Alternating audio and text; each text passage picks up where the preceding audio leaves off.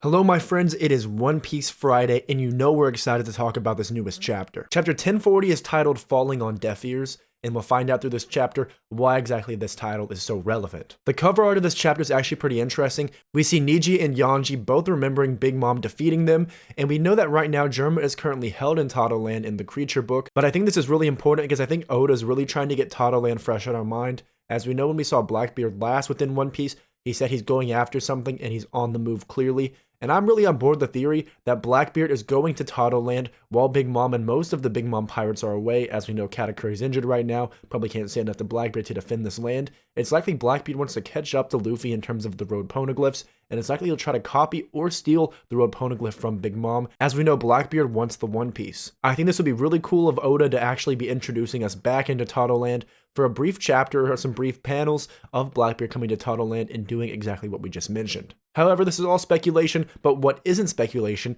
is what happened during this chapter. Where the chapter starts is Big Mom absolutely tanking Kid's damned punk, and he taunts Kid, saying that it just tickles her. I'm sure all the Kid haters were absolutely on board with this, as Big Mom taunts for the lack of damage that Kid is doing towards her, and she instead wages while she's on death's door. She says, "You can give me 50 years of your lifespan, or you can live the rest of your life as a slave." Kinda cocky from a person who is on the brink of death and being defeated, but that's Big Mom for you. She seems to be on death's door and absolutely wanting anything she can to get out of that. So she uses her soul focus, and that ability, as we know, allows her to one-shot anyone with fear. And due to that fear, a ton of the Beast Pirates actually have their souls taken, and they're given to Big Mom, and Big Mom starts to take their lifespan.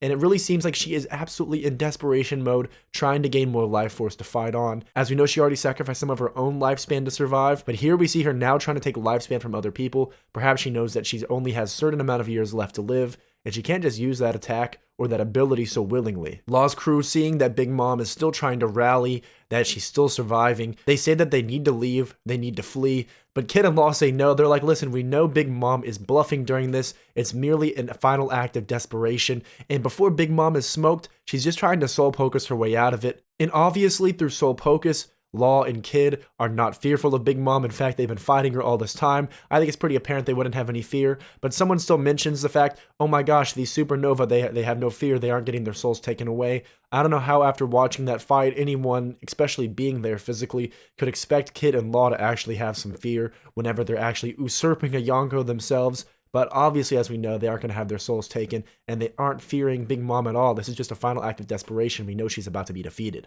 And while Big Mom's crying out, she's being loud, she's being obnoxious, Law does something really amazing throughout this chapter, and it was the highlight of this chapter for me. He uses his Opi Opi no Mi and its awakening to actually silence out the noise of Big Mom's cries, just like the ability Corazon had. As we know, Luffy's ability of Red Hawk is paying homage to Ace. Now Law, with an ability to pay homage to his deceased loved one within Corazon, now is able to silence out Big Mom. The Opi Opi no Mi, I can see why it is so damn expensive of a fruit and why it's so wanted. It is absolutely so strong and so versatile. It can serve so many support roles, attack roles. It can really do absolutely anything if the wielder knows how to use it. And in fact, in this moment as well, Law is able to slice through Mother's Misery, which we know is Big Mom's really powerful ability, and he slices through it. We don't see any visible use of Haki, he merely slices through it. Law isn't typically known as an amazing swordsman, but I think he's often slept on for that, because Law is really a great swordsman, and we see that here and now, that he's able to use this special grade sword, as he's able to slice through Mother's Misery with seeming ease. And due to Law silencing Big Mom, obviously Hera and the rest of the homies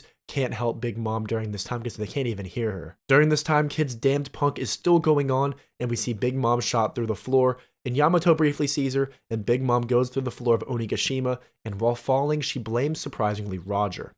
Big Mom, unable to accept her own defeat, blames Roger for inciting the Great Pirate Age. It kind of makes me question what happened to Big Mom's grandiose confidence in which she said she sent so many people like Kid and Law to the grave at a very young, early age, and that they were merely just passing pirates the same way that she's defeated many of them before. In Big Mom, unable to accept her own defeat, she really does blame the repercussions of what's happening to her right now on Roger himself, and in solitude, because no one can hear her as she falls, she asks where the One Piece is. What is it? That she'll never forgive Kid and Law for what happened. That in fact she won't die, and as we know, not many people die in One Piece, so it's kind of expected that they won't die. I think Kaido likely will die, but I don't think Big Mom's role within the story is completely done for now. And as we expected though, the text box to victory popped up as I thought would happen within this chapter, so Big Mom is truly defeated and the fight is done between Law and Kid.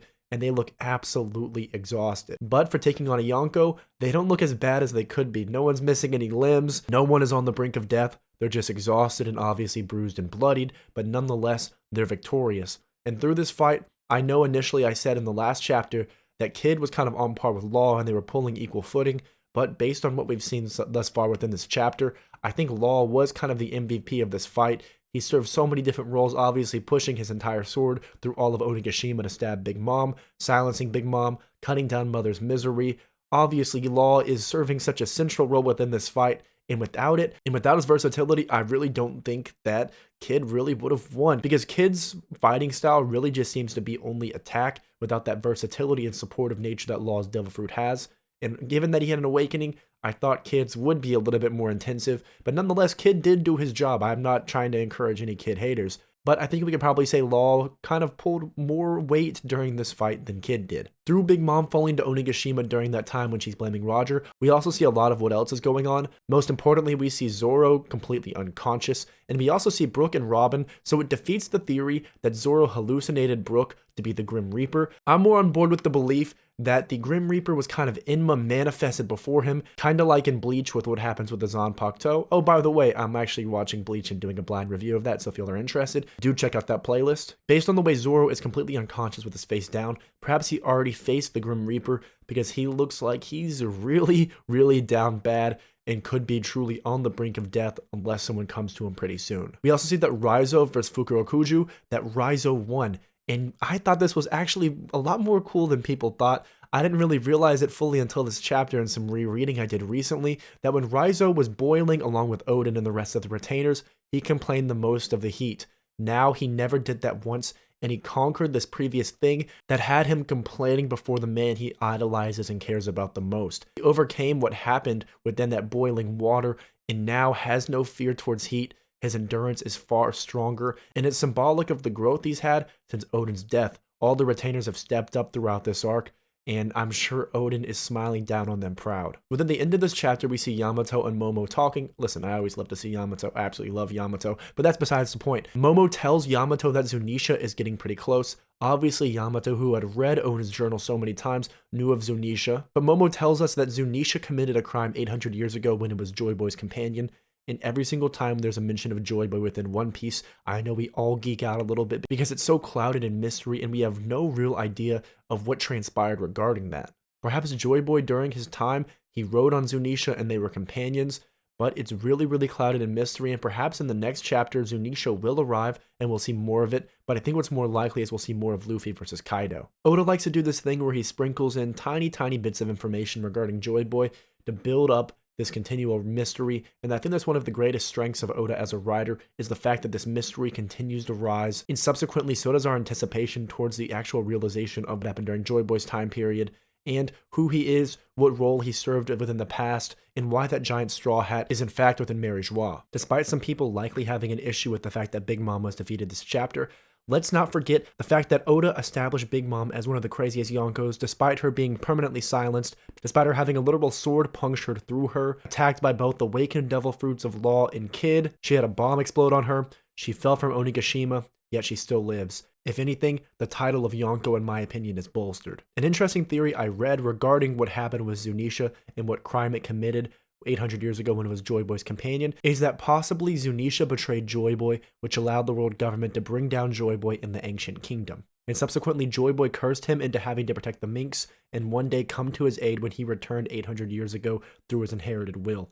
So it kind of seems that Zunisha could have been a possible Judas to Joy Boy's Jesus, and I'm really on board with this theory, as would really shed light further on what the hell happened with Joy Boy. This chapter was really good due to all the information we received, the fact that there was finally finality within Big Mom versus Kid and Law, and most importantly, some information about Joy Boy, and finally, the meme fight of Rhizo versus Fukuokuju is finally completed. Now all that's left is the arrival of Zunisha and Luffy beating Kaido. I am so excited for what happens next. If you guys enjoyed the breakdown of this chapter, please let me know in the comment section below and what type of theories you have as well. And if you haven't already, please do subscribe, as we do cover One Piece every single Friday, and we're really getting closer and closer to our subscriber goal.